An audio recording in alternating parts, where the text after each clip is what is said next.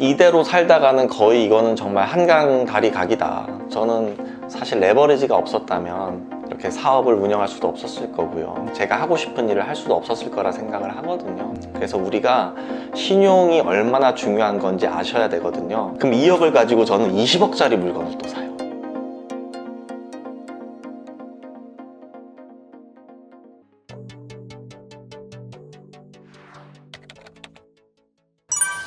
간단하게 자기소개부터 좀 해주시면 감사하겠습니다. 네, 안녕하세요. 저는 달천으로 알려진 부동산 투자하고 있는 정민우 대표라고 합니다. 반갑습니다. 대표님의 어린 시절 이야기를 좀 해주시면 좋을 것 같습니다. 학창 시절? 학창 시절이요? 아니면 꼬맹이 때부터. 와, 학창 시절을 제가 다른 분들 앞에서는 술술 얘기할 수 있는데, 와, 엘리트급의 성정길 대표님 앞에서 얘기하려니까 너무 반전 대비돼서 좀 창피하긴 하네요. 편안하게 말씀해 주시면. 저 학창 시절에 중학교 한 2학년 때까지는 공부 잘했던 것 같아요. 상장을 받았었거든요. 근데 중3 때부터 친구를 잘못 만났다고 하면은 좀 그거는 탓하는 것 같고, 어쨌든 공부를 하지 않는 부류들과 어울려서 공부를 너무 안 하게 됩니다. 그래서 거의 놀았어요.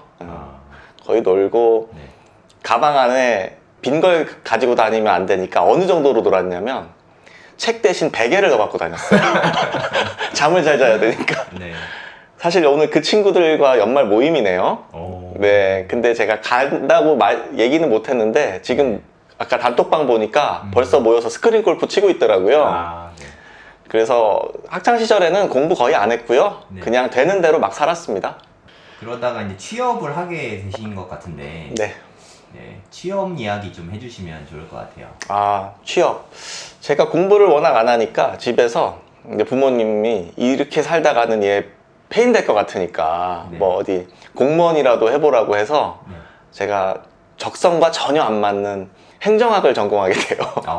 그래서 경영학, 원론, 개론 뭐 이런 걸 배우는데 무슨 말인지도 모르겠고 그래서 여차여차해서 그냥 겨우겨우 캠퍼스에 가서 그냥 공부를 위한 공부를 하게 됩니다. 흥미도 재미도 없었죠.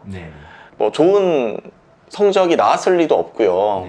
뭐 내가 좋아하는 일도 아니니까 그냥 대학 졸업장 받는데 급급한 거죠. 이런 사람을 누가 써주겠습니까? 학점은 어땠어요? 학점 완전 뭐 바닥이었습니다. 겨우 뭐 학사 경고 막 이런 것도 받고 뭐 장난 아니었죠. 연애는 많이 하셨나요? 연애는 희한하게 연애를 못 하진 않은 것 같아요. 오히려 또 희한하죠? 왜냐면은 비전도 돈도 없는 그런 젊은 사람에게 기회가 잘 찾아오지 않는 법이잖아요. 근데 운이 좋았던 것 같아요. 연애 경험은 조금 있었던 것 같습니다. 그렇게 해서 취업은 어디에 하셨어요? 그래서 취업은 막 여기저기 막 했어요. 왜냐면 들어가도 오래 못 버텨요, 제가. 제 스스로가 무언가를 오래 잘 못하는 사람이구나 이런 거를 좀 느꼈거든요. 뭐 예를 들면 아르바이트도 정말 다양한 곳에서 했는데요. 대학교 다닐 때도 학비를 제가 그 당시 돈으로 아버님께서 월 25만 원을 주셨거든요. 근데 거기에는 책값, 밥값, 교통비 이제 모든 게 다 포함돼 있어서 한 일주일만 지나도 다 없어지는 거예요. 그래서 그때 제가 알바를 뭘 했냐면 일당을 좀 많이 주는 이삿짐 알바. 저는 지금도 이삿짐 어떻게 하면 힘은 막 세진 않지만 조금 기술적으로 바퀴를 이용해서 움직일 수 있는 법을 아직까지 알고 있고요. 구루마 같은 거. 맞아요. 레버리지잖아요, 그게. 그때부터 레버리지를 좀 잘 활용하지 않았나? 그리고 타일도 깔았어요. 저는 무언가를 쭈그리고 앉아서 하는 일이 그렇게 힘든 거라는 거를 처음 알았고요. 타일도 이제 제가 기술이 없으니까 일본 말이긴 한데 데모도라고 하거든요. 그 이제 도움을 주는 사람, 보조. 시다 같은 거. 시다. 내가 네 시다바리가 할 때 그 시다. 시다를 좀 했었어요. 저는 화장실 타일도 깔았고 아파트 샤시도 달았습니다. 샤시는 어딜 달았냐면 지금의 분당 신도시 처음 이제 그 시범단지 입주할 때 있죠. 그때 제가 그래도 꽤 몇 개 단지 다른 것 같은데요. 90년대 초반이요. 맞아요. 그때 막 20대 전후로 해서 알바를 안 하면은 이게 생활이 안 되니까 그 당시 돈으로요. 근데 일당을 하면 한 4만 원 받았어요. 20살 전으로. 네네. 엄청났죠. 네네. 밥도 먹여주고 담배도 주고. 네네. 그래서 저는 이것만 해도 먹고 살 수 있겠는데 막 이런 생각이 들었고. 노가다 일찍부터 하셨군요. 맞아요. 네. 뭐 그런 어린 삶을 보냈습니다. 그렇게 직장에 다니시다가 네. 책을 보니까 네. 청년기 때 정말 힘들게 사셨던 것 같더라고요. 네, 그때 뭐 기억에 남는 에피소드가 있으면. 네, 그렇죠. 제가 네. 부모님, 그러니까 아버님이 좀 일찍 돌아가시고 부모님, 어머님이랑 남동생이랑 셋이 살았거든요. 네네. 근데 엄마랑 좀 안 맞는 거예요. 네. 그래서 나오게 됩니다. 네네. 제대하고 바로 나와서 이제 서울에 전세 1,500만 원짜리에 들어가게 돼요. 전셋집에. 네. 거기서 조금 이제 고생 아닌 고생을 하게 되는데 뭐 에피소드를 말씀드리자면 일단 저 포함해서 주인 할머니가 계셨고요. 네. 임차인이 한 대여섯 가구 있었어요. 그 공과금이 생기거든요. 네. 단독 다가구는 이게 전기료가 물론 지금은 분리고지 되는 경우가 있었지만 네. 그 통으로 나와요. 그 네. 집은 너무 워낙 구옥이라서. 네네. 그럼 제가 그 돈을 이제 걷어서 누군가 납부를 해야 되는데 네. 나이가 그 중에 제일 제가 어렸거든요. 네네. 그래서 제가 그 한 대여섯 군데 집을 항상 돌면서 네. 그거 이제 공과금을 걷어서 수금. 수금원이 됐죠. 네. 수금원이 됐는데 네. 문제는 저도 직장에 다니고 네. 이제 뭐 퇴근 후나 주말에 다니는데 안 계시는 경우도 있었거든요. 네네. 그러면 일단은 먼저 내긴 해야 되니까 네네. 또 가서 그러면 총각 나중에 오라고 지금은 당장 돈이 없으니까 네. 그래서 그냥 제가 다 냈거든요. 근데 그 다음 달에 가면 이사를 가버리신다든지 그런 경우를 몇 번 당하게 됩니다. 네. 돈 떼먹고 도망간 거. 맞아요. 네. 그거를 제가 너무 어린 나이에 좀 겪게 됐어요. 그래서 아직도 기억나는 게 전기세를 네. 정말 여러 달도 아니에요. 딱 2달 연체했거든요. 네네. 그러니까 저는 내고 싶은데 협조해 주시는 분들이 안 내니까 네. 제 돈만 계속 뗄 수가 없잖아요. 네네. 그래서 2달을 안 냈더니 저 깜짝 놀랐어요. 퇴근하고 집에 왔는데 네. 전기가 안 들어와요. 불이 안 켜지는 거예요. 아니 그것도 예고라도 좀 해줘야 되지 않나? 그쵸. 그러니까 나중에 알고 보니까 제 쪽에만 안 붙어 있던 거고 경고장이 이미 붙어 있었던 거예요. 네네. 제가 뒤로 돌아가서 못 봤던 것 뿐이죠. 네네. 그래서 저는 이게 뭐지? 갑자기 전기가 끊어지면 얼마나 불편한 일들이 많아지냐면 네. 일단 냉장고에서 물이 막 흘러나와요. 그리고 뭘 할 수가 없어 정말. 네네. 네. 그래서 일단 그 인근에 사는 친구한테 이런 일이 발생했으니까 신세 좀 지겠다 해서 거의 전기 들어올 때까지 한 일주일 가까이 걸렸거든요. 네네. 일주일 동안 친구 집에서 신세를 좀 졌죠. 그리고 나서 그 뒤부터는 주인 할머니가 그 전기 안 끊기게 자기가 관리하겠다고 하셨던 것 같아요. 그러니까 지금 보면 말도 안 되는 건데. 그니까요. 그쵸. 그때는 근데 당연히 제가 하는 일인 줄 알았어요. 처음이시니까. 네네. 그러다가 책을 보니까 부동산 투자에 처음으로 이렇게 눈을 뜨게 되는 계기가 있더라고요. 있죠. 네, 그거에 대해서 좀 자세히 말씀해 주시면 좋을 것 같아요. 일단 뭐 잘하는 것도 없고, 네. 뭐 기술도 없고, 네. 그러니까 거의 이번 생엔 정말 잘못될 수 있겠구나 하는 걸 뼈저리게 느꼈어요. 네네. 그래서 이대로 살다가는 거의 이거는 정말 한강 다리 각이다. 네네. 이런 생각이 들었고, 실제로 제가 생을 마감하기 전에 무언가를 한번 해보고 죽자. 이왕 죽을 거면. 네네. 그냥 죽는 거 억울하잖아요. 네네. 뭔가 한번 베팅을 해보자. 그게 바로 부동산이었는데요. 그 계기는 지금은 따로 사는 어머님의 지인분이 당시에 공인중개사 사무실을 운영하고 계셨어요. 네네. 그 당시에는 라이센스가 없어도 일정 몇 회 정도 하면은 중개인 자격증을 주는 게 있었거든요. 네네. 사실 공인중개사 자격증 시험이 오래되지 않았어요. 그냥 복덕방식으로 네네. 조그맣게 하시는 분이 계셨는데 네. 그분의 연락을 받게 됩니다. 네네. 맨날 막 회사 막 여기저기 막 오래 못 붙어 있고 네네. 막 다니고 백수 됐다가 잠깐 일했다가 이게 네네. 보이시니까 너 그렇게 할 바에야 이거 성남에 네. 재개발 철거 재개발이죠. 네. 당시에는 수복 재개발이라는 단어를 썼어요. 지금은 그런 단어가 없어졌지만 네네. 그래서 반지한데 요거 한 1,100몇백만 원 넣으면은 네. 괜찮을 거다. 그래서 뭐 그래 뭐 이왕 해보고 이거 안 되면은 네. 뭐 깔끔하게 접으면 되지. 네네. 그렇게 했는데 그게 운이 좋게도 초심자의 행운 있죠. 네네. 그 2배가 된 거예요. 오, 몇 달 만에요? 거의 얼마 안 됐어요. 한 6개월. 우와, 대박. 그래서 저는 그때는 뭐 양도세 이런 것도 거의 없지 않았어요? 있긴 했는데 네. 뭐 이미 공소시효가 지났으니까 제가 살 때도 네. 제가 거의 뭐 다운 계약 이런 걸로 샀던 것 같고요. 네네. 그게 좀 횡행했었어요. 네, 그때는 뭐 좀 공공연하게. 맞아요. 지금은 이제 예전에- 완전 투명해졌죠. 네네. 예전에 뭐 안철수 대표도 맞죠. 계약 얘기 나왔었고. 지금 이미 아마 공소시효 지났을 겁니다. 네네. 그래서 그때 뭐 좀 돈을 속된 말로 네네. 내 월급이 200 몇십만 원인데 그래도 그 당시 200 몇십만 원이면 괜찮았던 거 아니에요? 그쵸. 저는 근데 항상 월급이 아주 작진 않았던 것 같아요. 아. 왜냐면 몸을 거의 쓰는 일을 같이 하니까. 아. 예.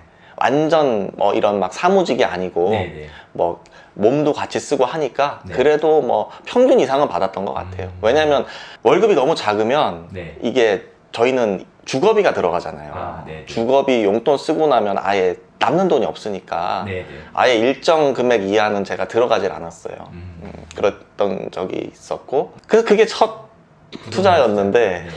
이제 그리고 나서 운이 좋았던 게 금융위기 오면서 엄청 폭락을 하기 시작합니다. 네네. 부동산들이. 네. 그러면서 제가 느끼게 되죠. 이게 감으로 할 게 아니구나. 공부를 제대로 해야 되겠다. 네네. 그래서 제가 2010년도에 국가공인 자격증은 공인중개사 자격증밖에 없더라고요. 네네. 그걸 취득하게 돼요. 그때가 처음으로 부동산 공부를 시작하게 된 겁니다. 그래서 2010년도에 자격증을 따서 네. 2011년부터 네. 뭐 경매법인, 중개법인, 변호사 사무실, 오. MPL 법인, 네. 뭐 기타 등등 네. 개인 중개 사무실을 열기도 하고 네. 그 안에서 컨설팅 업무도 하고 이야. 이런 것들을 하게 됩니다. 뭐 이렇게 변호사 사무실 같은데 뭐 사무장 일 이런 것도 맞아요. 맞아요. 진짜 많이 넣으셨겠네요, 경매 같은 게. 맞아요. 그래서 네. 제가 책에도 써놨는데 네. 다양한 환경에 자기를 최대한 노출을 시키잖아요. 네네. 물론 급여는 많지 않아요. 근데 저는 애초부터 급여가 목적이 아니었어요. 네네. 이런 위기 대응 능력을 키우고 네. 또 투자하다 보면 다양한 변수들이 오잖아요. 네네. 근데 이게 대부분 보면 특히 부동산은 경매든 갭 투자든 임대차든 네. 결국은 기본적인 임대차 보호법, 네네. 뭐 주택임대차 보호법, 상가임대차 보호법 정도는 알고 있어야 되고 이거는 그냥 말 그대로 그냥 지식일 뿐이에요. 네. 이 지식을 실무에 활용하려면 네. 확실히 다양한 환경에 노출하는 게 필요하거든요. 네네. 그래서 저는 그 지식들을 운이 좋게도 그런 곳에 일을 하면서 네네. 또 제가 직접 공인중개사 사무실을 하면서 활용해 볼 수 있었어요. 네네. 뭐 예를 들면 건물주셨거든요. 네. 당시만 해도 건물주라고 하면 저는 정말 다른 세계에 계신 분들인 줄 알았어요. 네네. 뭐 주인 할머니도 그랬고 네. 제게는 너무나 큰 분들이었거든요. 네. 근데 제가 중개 거래를 했는데 물론 당시에도 제가 직원이 2명이 있었어요. 오. 말이 직원이지 다 50대 아주머니셨거든요. 네네. 저보다 나이가 다 많으신 네네. 분들. 실장님 같은. 실장님 네네. 같은. 네. 저는 왜냐면은 중개 거래는 하고 싶지 않았거든요. 네. 저는 계속해서 경매 공매를 했었어요. 그때도. 네네.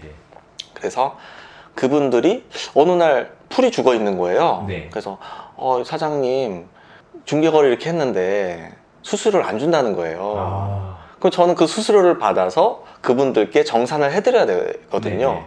근데 어느 순간부터 수수료를 속된 말로 안 주시는 분들, 네, 떼먹는 또 분들이 생겼네. 또 생겼어요. 네. 그래서 처음에는 좋게 말씀드렸죠. 네. 전화해서 사장님 이거 저희한테는 큰 돈입니다. 근데 네. 심지어 수수료도 네. 막 30만 원, 40만 원 그래요. 네. 그 방 하나 해봐야 얼마나 되겠어요. 네. 그거를 안 주시는데 내가 언제 안 준다고 했냐. 내가 뭐 언제 막 되게 오히려 역정을 내시는 거예요. 네. 할 말이 없잖아요. 네. 알겠습니다. 2주 기다려. 또 입금을 안 해. 한 달을 기다려. 이게 계속되니까 네. 저도 더 이상은 이제 말로 해서는 안 되겠구나. 제가 경매를 배웠잖아요. 네. 바로 내용 증명을 보내게 됩니다. 중개 수수료 3, 40만 원 가지고도 네. 그분이 가진 건물을 경매로 넘길 수 있거든요. 이야. 그래서 제가 그걸 몰랐던 게 아니라 네. 그분께 최대한 설마 네. 3, 40만 원 안 주시겠어? 네. 계속 미뤄왔던 분이라서 결국은 내용 증명을 건물에 대해서 뭐 중개 수수료 청구권이 제게 있고 네. 가압류가 진행될 것이며 네, 네. 앞으로 이런 절차가 진행됩니다라고 딱 네. 보냈어요. 네. 보내고 난 바로 다음날 네. 그 건물주 두 내외분이 네. 그렇게 친절한 얼굴로 네. 오셔가지고 네.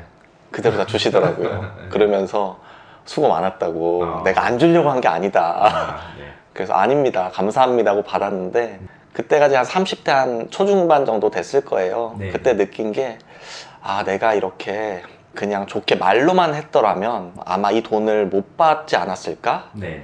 네. 저만 피해를 입는 게 아니라 그 같이 일한 실장님들도 그렇죠. 막 풀이 죽어 있고 실제로 한 분은 그 업무 스트레스가 아니라 네. 그 채권 회수 스트레스 때문에 그만두셨거든요. 네. 네. 이제 그런 걸 보면서 더 이런 법적 지식을 내가 더 잘 알아야 되겠다 네, 네. 이렇게 느끼게 됩니다. 네.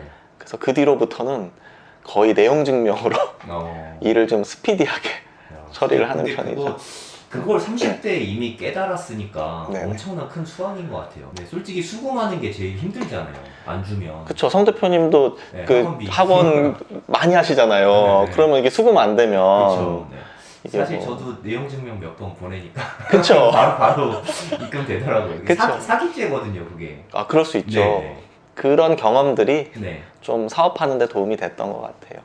아무래도 일찍부터 부동산 투자를 시작하셨으니까 돈이 많은 상태에서 부동산 투자를 시작하신 건 아니잖아요. 그렇죠. 네, 그러다 보면은 저도 그렇지만 저는 잔금 칠 때가 제일 좀 힘들더라고요. 네, 잔금 칠 때 좀 에피소드나 노하우가 있으면 좀 알려주시면 감사하겠습니다.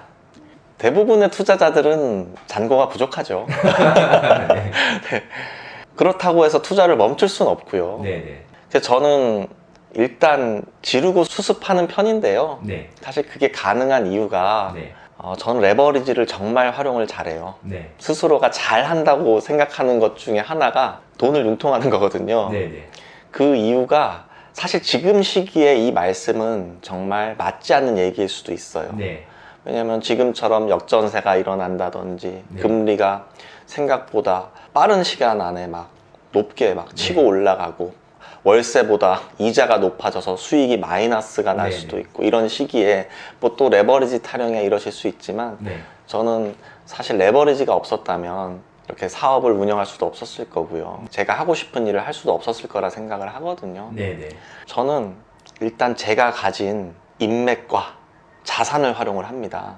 제가 생각하는 신용에는 크게 두 가지가 있다고 생각을 해요. 네, 첫 번째로는 우리가 흔히 알고 있는 공적 신용 등급입니다. 네, 그냥 은행에서 우리가 돈 빌려주기 전에 조회해서 네. 1등급부터 10등급까지 나누죠. 네, 그래서 일정 등급 이상은 저금리로 많은 양의 돈을 빌려주고요.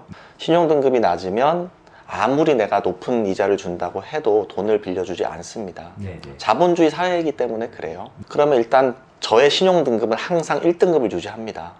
왜냐하면 저는 레버리지를 좀 크게 쓰는 편이니까요. 네, 수십억에 대한 이자가 단 0.1%만 높아져도 저한테는 엄청 크게 다가올 수 네. 있잖아요. 그래서 저는 항상 공적 신용 등급을 항상 1등급으로 유지를 하고요. 근데 그것만 가지고는 부족해요. 항상 저는 사적 신용 등급도 유지를 합니다. 좋게. 네, 네. 제가 최근에 어떤 모임에, 강남에 사업가들 모임에 초대를 받아서 갔다 왔는데요. 네, 거기서 이제 제가 한 100여 분 정도 모였었거든요. 네네. 그분께 이렇게 강연 중에 얘기를 하다가 그러면 달천한테 돈을 1,000만 원 지금 빌려줄 사람 손을 한번 들어보십시오 했어요. 네, 그랬더니 10분이 손을 드시는 오, 거예요. 네. 그러면 1,000만 원 곱하기 10이면 1억이죠. 네, 제가 금액을 좀 올렸습니다. 5천만 원 빌려주실 분 했더니 네. 두 분 손 드시더라고요. 네. 정말 놀랐어요. 혹시 저를 아시는 분인가요? 네. 그랬더니 저를 처음 본 분은 아니었습니다. 아, 다른 데서도 보고 네. 제 강연을 들었던 분도 있었고요. 네, 네. 그게 바로 신용이에요. 그러면 저는 2억이 생긴 거예요. 네, 네. 자, 1억 그랬더니 아무도 손을 안 드시더라고요. 네. 그래서 이게 내가 할 수 있는 최대한의 사적 이 자리 모임에서 네. 신용 등급이구나. 네, 네. 근데 이거를 달천이 아니라 사람을 바꿔볼까요? 일론 머스크로? 머스크가 그냥 트위터에 자금 모집합니다라고 하면 네. 얼마가 모일까요? 천문학적인 액수. 네, 저는 아마 수천억 네, 내외가 더 훨씬 단기간 안에 모일 수 있을 거라 생각을 하거든요. 네, 네. 이게 바로 신용이에요. 그래서 우리가 신용이 얼마나 중요한 건지 아셔야 되거든요. 근데 네. 이거를 되게 간과하시는 분들이 너무나 많고, 저는 예를 들어 아까 2억을 제 돈 빵원인 상태에서도 네. 2억을 융통할 수 있죠. 네, 단 10분 안에. 네. 그럼 2억을 가지고 저는 20억짜리 물건을 또 사요. 왜 90% 대출을 받을 수 있는 공적, 사적 신용등급이 있거든요. 네. 이런 식으로 네. 무한하게 활용을 할 수 있어요. 네. 네. 물론 여기에는 어떤 자산을 취득할 때 분명한 목표와 내 목표 수익률에 부합하는 어떤 자산이어야 하겠죠. 그러니까 가장 슬픈 게 뭐냐면 투자자 입장에서 네. 내가 정말 이걸 사고 싶은데 돈이 부족해서 못 사는 거예요. 네. 네.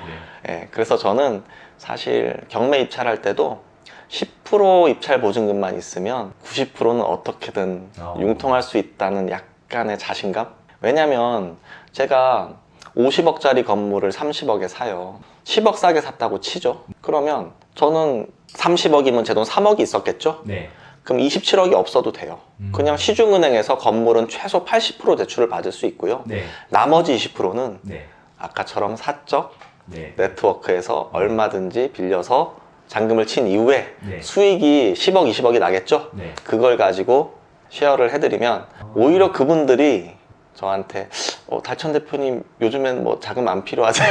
이렇게 물어보시는 분도 있을 수도 있고요. 아, 그 이자로 드리는 게 아니라 수익 쉐어로 해주시나요? 그런 경우도 있습니다. 아, 그러면 진짜 뭐 네. 투자 건 보는 암호만 있으면 뭐 그거예요. 투자하겠다는 사람이 많겠네요. 맞아요. 네. 그래서 저는 지금도 경매와 사업을 결합하기도 해요. 그러니까는 어떤 분들은 부동산 자산을 취득하는 행위 자체에 관심이 없는 분들도 생각보다 많습니다. 네. 사업에만 관심이 있는 거예요. 네. 근데 저는 사실 재고가 남는 사업은 별로 좋아하지 않거든요. 저는 그러니까 지식을 파는 사업은 재고가 남지 않으니까 네. 리스크가 좀 많이 낮다고 생각을 하는데 네. 네. 그게 아니라면 저는 좀 나름 또 그쪽에 대해서는 상당히 보수적이에요. 네. 네. 그래서 저는 부동산을 싸게 살 수 있는 스킬이 있고요. 네. 그분들은 자신의 사업을 잘 운영할 수 있는 스킬이 있으니까 네. 네. 이게 합쳐지니까 시너지가 나더라고요. 그래서 지금 뭐 서울, 경기 몇 곳에 제가 경매로 대형 상가를 낙찰받아서 뭐 스포츠 센터로 활용을 한다든지 네. 네. 이런 분들이 있습니다.